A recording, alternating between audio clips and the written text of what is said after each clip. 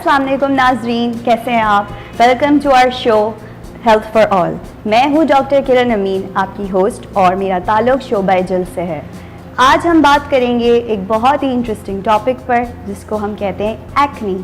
Acne का मतलब आम ज़बान में से कहा जाता है कील मुहासे, दाने, मुंह पर होने वाले और पिंपल्स, इस तरह की वर्ड्स यूज़ किए जाते हैं एक्नी के लिए आम ज़बान में। आज हमारे साथ हमारे पैनल पर बहुत ही मोहतरम, बहुत ही काबिल हमारी गेस्ट आज फिर से हमारे साथ मौजूद हैं, हमारे साथ अपनी ज़बरदस्त इन्फॉर्मेशन शेयर करने के लिए। आइए मिलते हैं हम डॉक्टर मारिया आबिद से। अस्सलाम वालेकुम। कैसी हैं आप? मैं बिल्कुल ठीक हूँ, आप कैसी हैं? अल्लाह का शुक्र है, आई एम गुड। और तो नाजरीन, एक्नी क्या है? एक्नी आपके चेहरे पर होने वाले पिंपल्स और दानों को कहा जाता है। ख़ास तौर पर जो नौजवान नस्ल जैसे जैसे हमारी एज बढ़ती जाती है, यानी कि 12 साल के बाद 13-14 साल की जब हम एंटर होते हैं उस फेज़ ऑफ लाइफ में, तो हमारे मुंह पे कभी कभार बच्चों के, लड़कों और लड़कियों दोनों के चेहरे पर दाने निकलना शुरू हो जाते हैं, जिससे सिर्फ बच्चे ही नहीं बल्कि उनके माँ बाप भी बड़े टेंशन में आ जाते हैं कि अभी बढ़ती हुई उम्र है, बच्चियों के मुंह पे दाने आ रहे हैं, हम कौन से डॉक्टर को दिखाएं, क्या इलाज करें, क्या ना करें। ये सब बड़े परेशान कुल मामलात हो जाते हैं और फिर इस चक्कर में और बच्चियाँ ऑल फॉल चीज़ें लगाना शुरू कर देती हैं। हम इस प्रोग्राम में जानेंगे डॉक्टर मारिया से कि एक्नी क्या है और उससे मुताल्लिक जो जो इन्फॉर्मेशन मैं आपकी तर्जुमानी करते हुए उनसे पूछूंगी, हम उसके फ़ायदा उठाएंगे इंशाल्लाह। डॉक्टर मारिया, बताइएगा कि एक्नी क्या है मेडिकल पॉइंट ऑफ व्यू से, आम ज़बान में एक्नी को हम कैसे समझाएंगे? अच्छा, एक्नी एक बहुत ही कॉमन जिल्द की बीमारी है जिसको हम इन्फ्लेमेटरी स्किन डिजीज़ कहते हैं। इस बीमारी में हेयर फॉलिकल और सेबेशियस ग्लैंड मुतासर होते हैं। हेयर फॉलिकल क्या है? हेयर फॉलिकल एक पोर, सुराख या वो रास्ता है जिससे हमारा बाल निकलता है, ठीक है। और सेबेशियस ग्लैंड चिकनाई, सीबम या ऑयल प्रोड्यूस करने वाला ग्लैंड है जो कि हेयर फॉलिकल के अंदर ही खुलता है। एक्नी में ये होता है कि हेयर फॉलिकल नॉर्मल से ज़्यादा साइज़ में बढ़ जाता है या वो ब्लॉक हो सकता है। सेबेशियस ग्लैंड नॉर्मल से ज़्यादा सीबम या ऑयल पैदा कर रहा होता है। और इसके अलावा एक बैक्टीरिया होता है जिसको हम प्रोपाइनोबैक्टीरियम एक्नीस कहते हैं। ये बैक्टीरिया नॉर्मल जेल में भी थोड़ी सी मिकदार में मौजूद होता है, लेकिन एक्नी वाली जेल में नॉर्मल से ज़्यादा मौजूद होता है। तो ये तमाम वजूहात मिलके एक्नी कराती हैं। प्रोपियोनियोबैक्टीरियम एक्निस हमारे चेहरे पर मौजूद एक्नी कराता है। अब इसके लिए क्या क्या इलाज करना है या ये क्यों होता है, किस एज ग्रुप को मुतासर करता है, जानते हैं डॉक्टर मारिया से। डॉक्टर मारिया, आप हमें बता सकती हैं कि कौन सा एज ग्रुप ज़्यादातर मुतासर होता है इससे? जैसे कि आपने शुरू में बताया कि टीन एज जब शुरू होती है तो teen age, early adolescence, early adulthood, नौजवानों में ये बीमारी आमतौर पे शुरू होती है। मर्दों और औरतों को बराबर मुतासर करती है, लेकिन एक्नी सिर्फ इसी एज ग्रुप में नहीं होती। Acne late 20s, early 30s में भी आती है और कुछ ऐसी मेडिकल कंडीशंस भी होती हैं जिसमें बच्चों में भी एक्नी आती है, जिसे हम इन्फेंटाइल एक्नी कहते हैं। हमारे चेहरे पर मौजूद सेबेशियस ग्लैंड्स होते हैं। सेबेशियस ग्लैंड्स यानी चिकनाहट पैदा करने वाले ग्लैंड्स, इसका होना भी ज़रूरी है। ये कुदरती तौर पर हमारी जिल्द को जो है वो मॉइस्चराइज रखती है और हमारी जिल्द को हद से ज़्यादा खुश्क होने से बचाती है।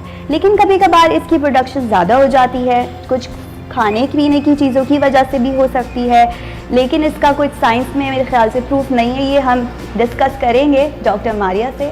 डॉक्टर मारिया, मुझे बताइएगा कि हमने सुना है कि खाने पीने की चीज़ों से एक्नी बहुत हो जाती है। जिन लोगों की जो जल्द है वो बहुत ज़्यादा ऑयली होती है, उसमें ज़्यादा देखा गया है एक्नी। तो ये आप एसोसिएशन बताएंगे या हमें ये बताएंगे कि एक्नी होती किस किस वजह से है? अच्छा, एक्नी की जो आपने बात की, इसमें फैमिली हिस्ट्री बड़ी इंपॉर्टेंट है। अच्छा। जिन पेरेंट्स को या भाई बहनों में एक्नी होती है उनके एक्नी होने के चांसेस ज़्यादा होते हैं। और उसकी एक वजह ये भी है कि जो आपने बताया कि सेबेशियस ग्लैंड नॉर्मल से ज़्यादा काम कर रहा होता है। इसके अलावा मौसम इलाके के भी असरात होते हैं। जिन इलाकों में गर्मी, ह्यूमिडिटी ज़्यादा होती है वहाँ पे एक्नी ज़्यादा होती है। और ये इसकी वजह ये भी होती है कि पोर्स जो हैं वो बंद हो जाते हैं।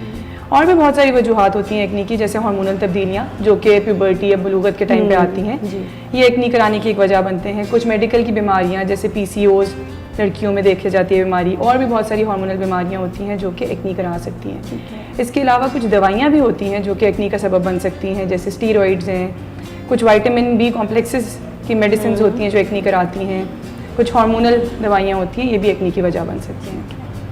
सही है। आपने अभी जिक्र किया पीसीओएस का, पॉलीसिस्टिक ओवेरियन सिंड्रोम।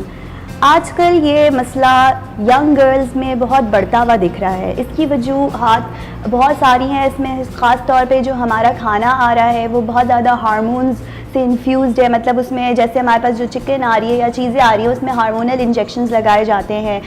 तो उस वजह से कहते हैं कि जो हमारे ख़वातीन हैं या छोटी यंग लड़कियां हैं उनमें पॉलीसिस्टिक ओवरीज का एक मसला देखा जा रहा है। अब पॉलीसिस्टिक ओवरीज का जो मसला है उसमें आपको बढ़ता हुआ वज़न, चेहरे पर होने वाली एक्नी, बढ़ते हुए बाल, ये सब सारी चीज़ें आपको मिलेंगी और इसको आपको कैसे फाइट बैक करना है ये हम जानेंगे डॉक्टर मारिया से। जी बताइएगा कि पॉलीसिस्टिक ओवरीज पे ज़रा आप हमारे व्यूअर्स को पॉलीसिस्टिक ओवरीज का आपने जैसे बताया बीमारी के बारे में।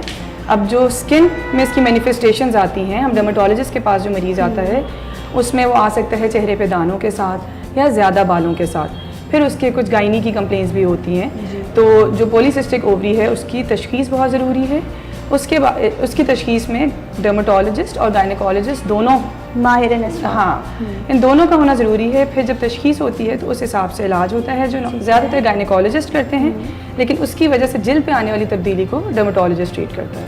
ठीक है। और फूड एसोसिएशंस आपने डिस्कस करें। फूड एसोसिएशंस ये एक रिसर्च आपकी नज़र से क्या गुजरा है? क्योंकि हमने जहाँ तक मैंने पढ़ा है कि रिसर्चेस में है कि फ़ूड के साथ एसोसिएशन कुछ की है कुछ की नहीं है, लेकिन गर्म खानों के साथ जैसे चॉकलेट्स, कॉफ़ी, ये सारे सब्सटेंसेस के साथ एसोसिएशन है। अच्छा, ऐसा है कि जो हाई ग्लाइसेमिक इंडेक्स वाले फूड होते हैं उसके साथ तहकीक में साबित हो चुका है कि एक्नी होती है। हाई ग्लाइसेमिक इंडेक्स क्या होता है? वो फूड जिसमें शुगर या ग्लूकोज का कंटेंट ज़्यादा होता है। इसका मतलब सिर्फ ये नहीं कि चीनी या ज़्यादा चीनी वाले खाने, इसमें सफ़ेद आटे से बनी हुई चीज़ें भी शामिल हैं, जैसे कि बेकरी आइटम्स होते हैं, सफ़ेद आटे की ब्रेड वगैरह है, और चॉकलेट्स, ड्रिंक्स, इन सब में तो वैसे ही शुगर बहुत ज़्यादा है, प्रोसेस्ड फूड। तो ये चंद एग्जांपल्स हैं जो हाई ग्लाइसेमिक फूड हैं और ये एक्नी करने में साबित हो चुकी हैं कि ये एक्नी कराती हैं। ठीक है। अगर किसी को एक्नी हो गई है फॉर एग्जांपल, तो उसका इलाज बताइएगा कि क्या इलाज करें। होम रेमेडीज़ पे भी आप नज़र डालिए कि इसका क्या इलाज हो सकता है। एक्नी के इलाज तो बहुत सारे हैं, लेकिन उससे पहले एक एक्नी को प्रिवेंट करने के भी हमारे पास बहुत सारे तरीके हैं। एक्नी की प्रिवेंशन पे हम बात करते हैं फिर कि एक्नी आप किस तरह रोक सकते हैं एक्नी को, कि अगर किसी नौजवान बड़ा हो रहा है फॉर एग्जांपल, अभी वो अपनी टीन एज में दाखिल हुआ है और उसको हल्के हल्के मतलब सेबेशियस ग्लैंड एक्टिविटी उसकी बढ़ गई है, चेहरे पर ऑयल आना शुरू हो गया है, हल्के हल्के दाने निकल आए, वाइट हेड्स ब्लैक हेड्स निकल आए, तो अब उसको कैसे वो कंट्रोल करे कि वो उसी पॉइंट पे जो है ना वो बेहतरी की तरफ चला जाए। इसमें ये है हमारे पास कि बहुत सारी हम छोटी छोटी लाइफस्टाइल तब्दीलियाँ ला सकते हैं जो कि एक्नी को होने से या बढ़ने से बचा सकती हैं। जैसे कि रोज़ाना एक अच्छे एंटी एक्नी फेस वॉश से चेहरा धोना दिन में 2 दफ़ा, या जब भी चेहरा चिकना या ऑयली हो जाए तो उसको धो लेना। ठीक है। इसके अलावा लाइफस्टाइल मॉडिफिकेशन बहुत इंपॉर्टेंट है, जिसमें एक हेल्दी लाइफस्टाइल, एक्सरसाइज, स्ट्रेस का कम लेना, और इसके अलावा डाइट जिसकी हमने पहली बात कर ली है, ये बहुत इंपॉर्टेंट है। स्मोकिंग का भी डायरेक्ट रिलेशनशिप है एक्नी से, तो स्मोकिंग को अवॉइड करना। और कुछ छोटी छोटी चीज़ें हैं जैसे कि तकिए का कवर साफ़ होना चाहिए जब आप सोते हैं, बाकायदगी से कवर चेंज होना चाहिए, मोबाइल फ़ोन की स्क्रीन साफ़ होनी चाहिए क्योंकि ये हमारे चीक्स पे लगता है, तौलिया जो बाथरूम्स में होता है वो साफ़ होना चाहिए अगर आप इस्तेमाल करते हैं, या बेहतर है कि टिश्यू पेपर इस्तेमाल करें चेहरे को खुश करने के लिए। स्कार्फ पहनते हैं या मास्क पहनते हैं तो लंबे टाइम के लिए पहनते हैं तो खोल के बीच में चेहरा धो लें, और वैसे भी उसको बाकायदगी से चेंज करते रहें, साफ़ करते रहें, धोते रहें। इसके अलावा जैसे सर पे ऑयलिंग करते हैं तो ये नहीं करेंगे रात भर तेल लगा हुआ, क्योंकि वो सब चेहरे पे आता है और एक्नी कराता है। तो ये कुछ एहतियाती तदाबीर हैं जिन पे अमल करके एक्नी को बचा जा सकता है। वेरी नाइस, ये बहुत ज़बरदस्त हमने इन्फॉर्मेशन सीखी कि आपने जो है ना ओवरनाइट तेल नहीं लगाना। फाइनल क्वेश्चन है डॉक्टर मारिया, टाइम थोड़ा कम है, बताइएगा कि एक्नी की ट्रीटमेंट क्या होती है। एक्नी की एक स्टैंडर्ड ट्रीटमेंट नहीं है, एक्नी की ट्रीटमेंट उसकी टाइप और सिवेरिटी के हिसाब से डिसाइड की जाती है। तो हर ट्रीटमेंट जो कि शायद एक मरीज़ पे काम करे वो दूसरे पे नहीं करती, तो हमें एक्नी की कस्टमाइज ट्रीटमेंट प्लान हर पेशेंट के हिसाब से बनाना होता है। लेकिन अगर एक जनरल बात की जाए तो टॉपिकल क्रीम्स आती हैं जिसमें बेंजोइल पेरोक्साइड है, रेटिनॉइड्स है, एडेफलिन है, या केराटोलिटिक एजेंट, सैलिसिलिक एसिड वगैरह हैं। खाने की टैबलेट्स आती हैं जिसमें ओरल रेटिनॉइड्स हो सकते हैं, ओरल एंटीबायोटिक्स, टेट्रासाइक्लिन्स वगैरह होती हैं। इवन हमें हार्मोनल ट्रीटमेंट देने की ज़रूरत भी पड़ सकती है, लेकिन ये सब कुछ एक्नी के हिसाब से डिसाइड किया जाता है। ठीक है। डॉक्टर साहिबा, एक बात बताइएगा कि जो यंग गर्ल्स स्पेशली जो अपनी शादी की उम्र को पहुंच रही होती हैं और चेहरे पर दाने हो जाते हैं, उनको सजेशन दिया जाता है कि एक ख़ास क्रीम स्टीरॉयड की जो है आजकल लड़कियां बहुत आम इस्तेमाल कर रही हैं, तो वो लगा लेती हैं, या पार्लर से कोई क्रीम्स मिल जाती है कि लगाओ चेहरा बहुत साफ़ हो जाएगा, घरेलू टोटके, मुल्तानी मिट्टी, ये वो। तो इस पर आप नज़र डालें कि हमें बताइएगा कि इसका क्या इस्तेमाल करना चाहिए या नहीं करना चाहिए, और अगर इस्तेमाल कर रहे हैं तो वो कितना नुकसानदेह है। प्लीज़ नाज़रीन को इससे ज़रूर आगाह करें। आपने बहुत अहम सवाल पूछा है। एज अ डर्मेटोलॉजिस्ट मैं टोटके, देसी टोटकों को रिकमेंड नहीं करती।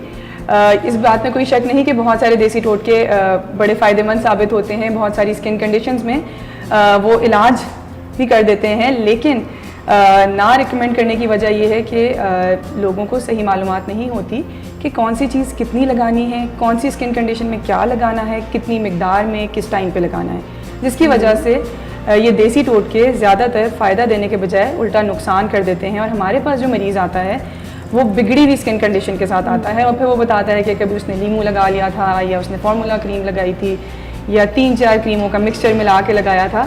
तो क्योंकि हमें पता नहीं है कि उसमें वो क्या मिला रहे हैं और कितना, क्योंकि वो कंट्रोल्ड नहीं है, वो सुपरवाइज नहीं है, कोई फिक्स क्वांटिटी में क्रीम नहीं बनी हुई, तो वो इंग्रेडिएंट्स उनको उल्टा नुकसान पहुंचा सकते हैं। तो मैं यही रिकमेंड करती हूँ कि अगर बीमारी हो गई है, एक्नी हो गई है, तो प्रॉपर उसके माहिर डॉक्टर से कंसल्ट करें और ट्रीटमेंट लें, क्योंकि ये कम्प्लीटली काबिल इलाज बीमारी है। जब देसी टोटके करते हैं तो होता यह है कि उस वक्त शायद वक्ती तौर पे चीज़ें बेहतर हो जाएं, लेकिन जब वो दोबारा आते हैं तो वो इतने बिगड़े हुए आते हैं कि फिर इलाज भी लंबा चलता है और पेशेंट को टाइम बहुत ज़्यादा लगता है, और फिर ज़ाहिर खर्चा भी उस हिसाब से उसका ज़्यादा हो जाता है। सही। खर्चे के साथ साथ इंसान की जो शख्सियत है वो भी काफ़ी मुतासिर होती है, उसके अंदर कॉन्फिडेंस की कमी हो जाती है जब इस तरह की वो स्किन कंडीशन से गुजर रहा होता है।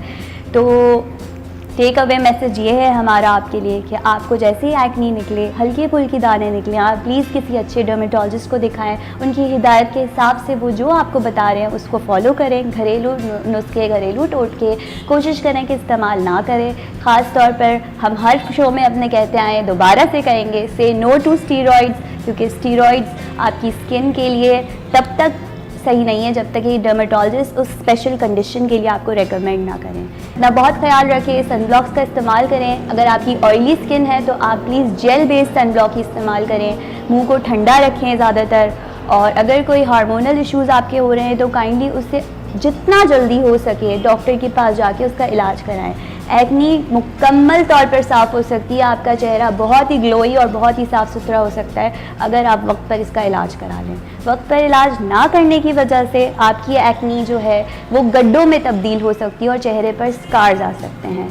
स्कार्स की सूरत में इलाज बहुत लंबा और मुश्किल है। मैं आखिर में अपने नाज़रीन को यही मैसेज देना चाहूँगी कि एक्नी से बचाव के तमाम तरीक़ों को अपनाएं ताकि एक्नी ना हो। लेकिन अगर एक्नी हो भी जाती है तो परेशानी की बात नहीं है, हम डर्मेटोलॉजिस्ट को भी एक्नी निकल आती है। ज़रूरी ये है कि वक्त पे इसका इलाज किया जाए, और वक्त पे इलाज होने से इसके जो साइड इफ़ेक्ट्स आते हैं लॉन्ग टर्म वो नहीं आते, जैसे कि निशान, स्कार्स, इन सब से बचा जा सकता है अगर वक्ती इलाज किया जाए। तो मेरा यही मैसेज होगा कि एक्नी की सूरत में ज़रूर डॉक्टर से रुजू करें और इलाज करवाएं। बहुत शुक्रिया। उम्मीद है आप लोगों को हमारा प्रोग्राम बहुत अच्छा लगा होगा। प्लीज़ हमारे चैनल को ज़रूर लाइक करें, सब्सक्राइब करें और शेयर करें, और देखते रहिए हमारा channel health for all media focus.